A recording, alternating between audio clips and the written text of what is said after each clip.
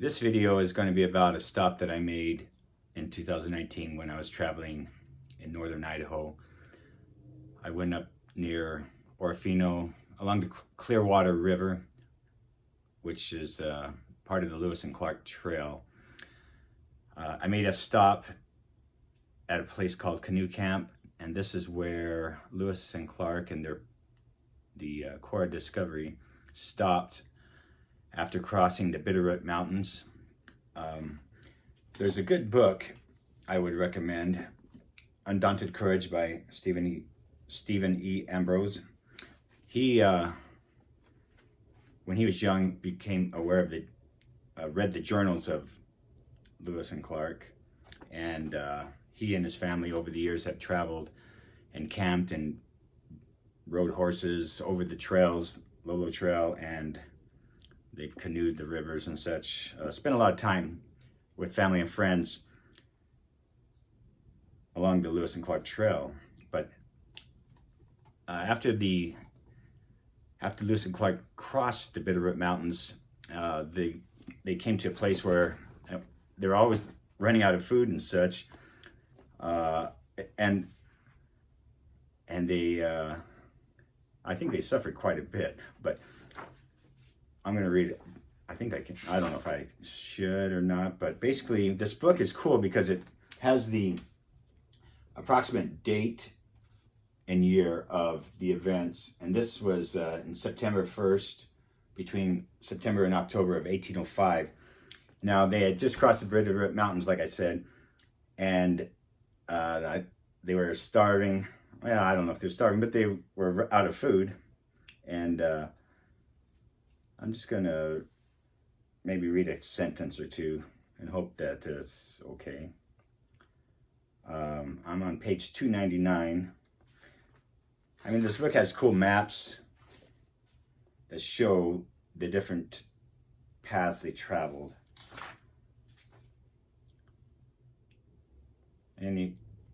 So they came upon some Nez Perce. One of them was called Twisted Hair. Twisted Hair showed the creek they were on emptying into the Clearwater River, which was soon joined by a river coming in from the northeast, the North Fork of the Clearwater. Now in the video, you'll see this area. Right now, the North Fork of the Clearwater River is dammed up, but back then it was not, obviously. But in the video, you'll see the exact, I'm told, I am led to believe that this is the precise area that Lewis and Clark built the canoes and their team and put into the Clearwater River. If Twisted Hair was right, the expedition was within 10 days of the falls and a couple of weeks from the ocean. But the captains had learned that either Indian estimates of distances were too optimistic or the Indians traveled a lot faster than the white men. Anyways, it's a pretty good read. He describes it where it's not boring. So he took the journals and made it pretty interesting, I think. Over the next couple of days, the captains handed out medals to Twisted Hair and 3 lesser chiefs, along with shirts, knives, handkerchiefs, and tobacco. At this point of the trip, they were running out of gifts to give the Indians. They took a lot of different things to give away along their path. They thought about this ahead of time, and they're basically running out of things. The captains traded from their diminishing supply of goods for more roots, berries, and dried fish. So at this point, they were really hungry, and they traded for roots, berries, and dried fish. Clark's warning about overeating was easier given than followed.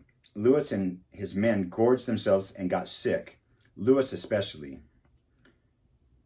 Most of the party were violently ill for a week. Their dysentery produced acute diarrhea and vomiting. Nothing like being on a road trip and getting sick. All right, so he goes on and on. What was interesting about this is that they were so sick that the Nez Perce at this point had kind of were thinking about killing them for their weapons. They didn't have very good their weapons weren't as advanced as Lewis and Clark's, and they were actually thinking about killing them. But there was a woman named Watkuwis, meaning returned from a far country. She had been captured by Blackfeet some 6 or 7 years earlier, taken into Canada, and sold to a white trader.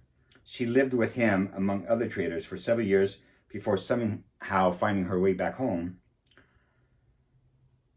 The traders had treated her much better than the Blackfeet had done, so when Clark arrived, she told the warriors, "These are the people who helped me. Do them no hurt." So basically, what he's saying here is that so what the author is saying here is that Sacagawea and now Watkuwis, the expedition owed more to these two women than either captain had ever acknowledged. So these two Indian women basically saved their lives. And the expedition could have ended at Canoe Camp and it wouldn't be called Canoe Camp if it ended there, because they would not have canoed anywhere. Okay, so they got sick because they ate too much roots and salmon, dried salmon. Okay, during that week, Lewis was on his back. Clark moved camp to the junction of the North Fork of the Clearwater with the main stream, where there were Ponderosa pines sufficient size to make canoes. Clark resorted to the Indian method of making canoes. Instead of hewing out the trunks, he put them over a slow burning fire trench. And burned them out. Apparently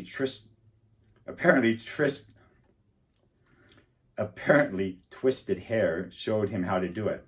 It took 10 days to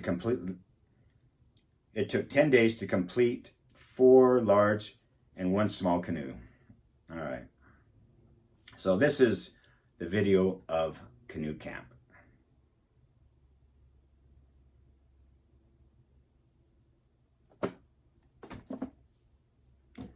Enjoy.